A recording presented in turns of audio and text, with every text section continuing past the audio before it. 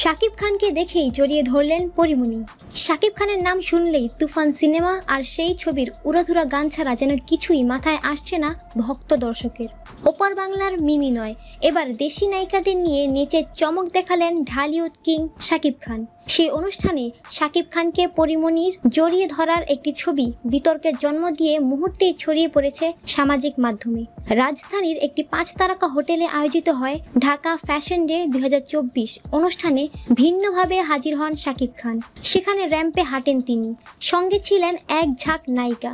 র্যাম্পে ঝলমলে পোশাকে শাকিবের সঙ্গে ছিলেন পরীমনি, বিদ্যা সিনহা মিম, পূজা চেরি, ছিলেন সাবিলা নূর ও তানজিন তিশা। চিত্রনায়ক ইমনকেও দেখা গেছে ওই সারিতে। সেখানে মুক্তির অপেক্ষায় থাকা তুফান সিনেমার আলোচিত গান উড়াধুরাতেও নাচতে দেখা গেছে সবাইকে। তবে মঞ্চে নায়িকাদের নিয়ে র্যাম্পে হাঁটার আগেই ব্যাক স্টেজে শাকিব খানের সঙ্গে দেখা হয় পরীমনির।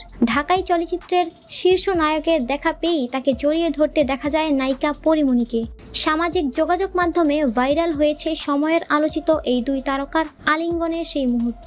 শাকিব পরীমনিকে একসঙ্গে দেখে দুজনের ভক্তরাও বেশ কৌতূহল প্রকাশ করেছেন।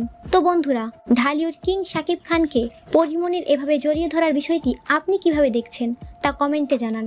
আর ভিডিওটি লাইক করে আমাদের সঙ্গেই থাকুন। ধন্যবাদ।